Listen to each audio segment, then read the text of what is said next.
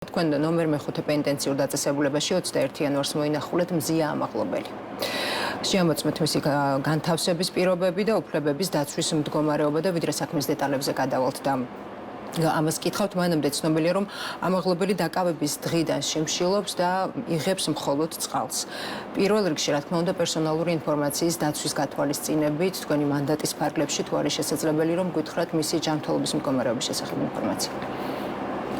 დიახ, მე მოვინახულე ქალბატონი მზია, ვესაუბრე მას.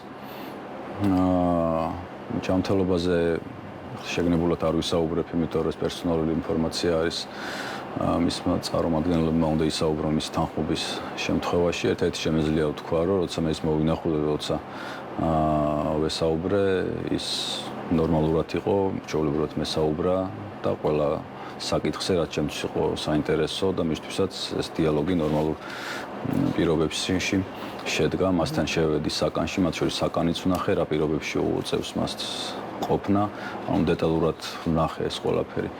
ქალბატონი მზიას შემთხვევაში საზოგადოებრივ ცნობილია, რომ ჩვენ წარვადგინეთ ასევე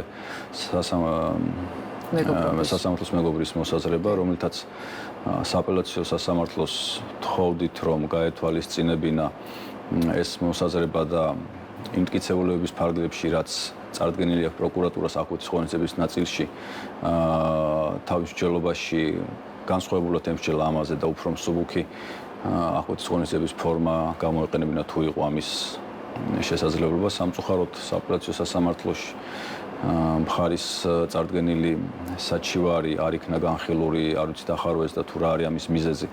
ამაზე ჩვენ გამოთხოვილი გვაქვს სასამართლოდან ინფორმაცია და აუცილებლად ვნახავთ რა გახდა მიზეზი, რის გამოც სააპელაციო სასამართლომ არ მიიღო ეს საჩივარი, რომელთაც გასაჩივრდა პირველ ინსტანციის გადაწყვეტილება და ამაზეც საზოგადოებას მივასწრით ინფორმაციას, რა თქმა უნდა. ყოველ შემთხვევაში ჩვენ ყველაფერს ვაკეთებთ იმისთვის, რომ ის მუხლი 353 პრიმა მუხლი, რომელიც გულისხმობს პოლიციელზე თავდასხმას და რომელიც რა თქმა უნდა არასოდეს არ გამემართლებია მე პოლიციელზე თავდასხმა და არ გავამართლებ არც არ შემთხვევაში, მაგრამ უნდა გვესმოდეს კონტექსტი, უნდა გვესმოდეს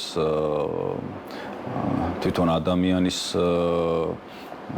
ასე ვთქვათ მდგომარეობა, უნდა რომ შევადაროთ უბრალოდ რამდენიმე დღეში ასევე მოხდა ხო პოლიციელებზე თავდასხმა, სამწუხაროდ 3 პოლიციელი დაჭრა ერთმა ადამიანმა და იგივე მუხლით მოხდა საქმის აღძვრა და ეს პასუხისგებაში მისცეს ეს ადამიანი.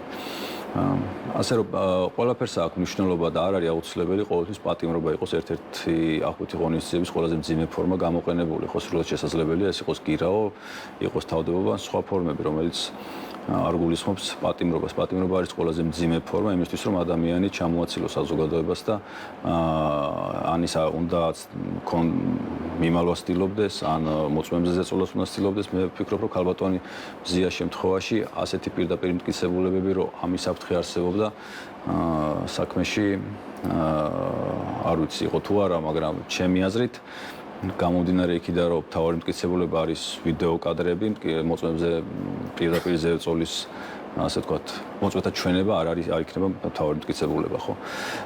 ამიტომ ამ ყველაფრის გათვალისწინებით ფორმალურადაც ვთვლი, რომ შეიძლება იქნას გადახედილი პატიმრობა და შეფარდებული იქნას უფრო მსუბუქი აკვეთის ღონისძიების ფორმა და ზოგადად მარტო ქალბატონი მზიას შემთხვევას არ გულისხმობს, ზოგადად ჩვენ ვიცით, რომ ბევრი ადამიანი არის მისცემული პასუხისგებაში ამ ბოლო პერიოდში და მათ მიმართაც ვთვლი, რომ აკვეთის ღონისძიების ყველა შემთხვევაში აკვეთის ღონისძიების ფორმა პატიმრობის გამოყენება არ არის გამართლებული.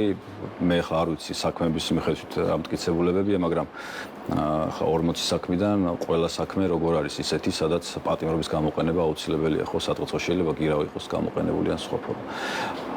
ასეთი მკაცრი მიდგომები თვით არის მაშინ განპირობებული, თქვენ როგორ ფიქრობთ აი ამ არ ვიცი, ახლა ეს ამას ბევრი მიზეზი შეიძლება ქონდეს, ხო? იმ პოლიტიკური სიტუაციიდან გამომდინარე ქვეყანაში არის დაწყებული, დამთავრებული, თქვათ სისხლსამართლობრივი პოლიტიკის ამ გამკაცრებით ბოლო პერიოდში ამ მიმართულებით, თუმცა თუ ფორმალური საფუძვლებიდან გამოვალთ კანონის, ძალიან მნიშვნელოვანი არის, მგონია, რომ ეს უნდა იქნას მხედველობაში მიღებული, ვიღაცას უნდა შეეფარდოს გირაო, ვიღაცას პატიმრობა გასაგებია, ვიღაცას კიდე სხვა აკვეთი ღონისძიების ფორმა, თავდებობა თუ სხვა. ეს ამისთვის არსებობს კანონმდებლობაში ეს ალტერნატივები და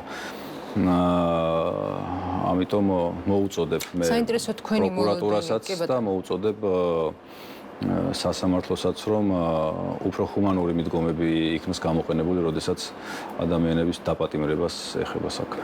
ბატონ ლევან, თქვენ პირადად ესაუბრეთ ამ ახლობელს ბრალდების საქმესა და გამოყენებულ პატიმრობაზე, ასევე მისგან მოისმინეთ აკავების და პოლიციის მხრიდან განხორციელებული შესაძლო არასათანადო მოპყრობის გარემოებების შესახებ ინფორმაცია და აქვე უკაცრავად ცნობილია, რომ 13 იანვრიდან სპეციალური საგამოძიებო სამსახურის აჭარის სამმართველოში მიმდინარეობს გამოძიება საქართველოს შინაგან საქმეთა სამინისტროს ცალკეული თანამშრომლების მხრიდან ბათუმში გამართულ საპროტესტო აქციაზე დაკავებულთა მიმართ სამსახურებრივი უფლებამოსილების ძალადობით გადამეტების შესაძლო ფაქტებზე, მათ შორის არის აჭარის პოლიციის დეპარტამენტის უფროსი ირაკლი დგებუაძე. თქვენ ამბობთ, რომ პოზიტიური ჩართულობა არის ძალიან მნიშვნელოვანი სახალხო დამცველის აპარატის მთელ ამ პროცესებში. რა ტიპის შედეგს ზე გახვალთ, როგორ ფიქრობთ, თქვენი აი ამ პოზიტიური ჩართულობით? ჩვენ ყველაფერი გავაკეთეთ იმისთვის, რაც ქალბატონის ზიასგან მოვისმინეთ იმ სავარაუდო არასათანადო მოპყრობის ფაქტების შესახებ, რაზეც მან ჩვენთან ისაუბრა. ყველა ასეთ ფაქტზე დეტალურად მოხდა ამ ყველაფრის დაუქმება და ამ ყველაფრის გადაგზავნა სპეციალურ საგამოძიებო სამსახურში და ვიცი რომ საქმე არის აღძრული ამ ფაქტებზე და მე იმედი მაქვს რომ სპეციალურ საგამოძიებო სამსახური ამ და სხვა საქმეებსაც რომელიც უკვე საკმაოდ ბევრი დაუგროვდა მას ბოლო ამ პერიოდში დადგება შედეგი და ადამიანები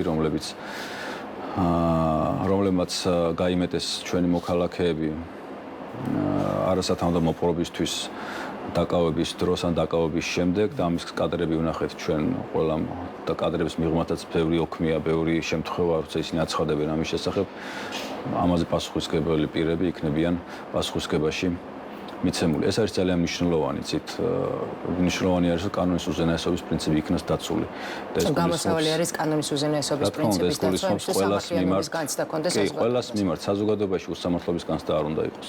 უნდა იყოს სამართლიანობის განცდა და ამას ჭირდება თუ ერთ მხარეს არის ვიღაცა პასუხისმგებაში მიცემული და ბრალდებული ეჭვგარეშე არის რომ მეორე მხარესაც ასეთები შესაძლებელია იყვნენ იმ ყველაფრის გათვალისწინებით რაც ჩვენ ვიხილეთ, ხო?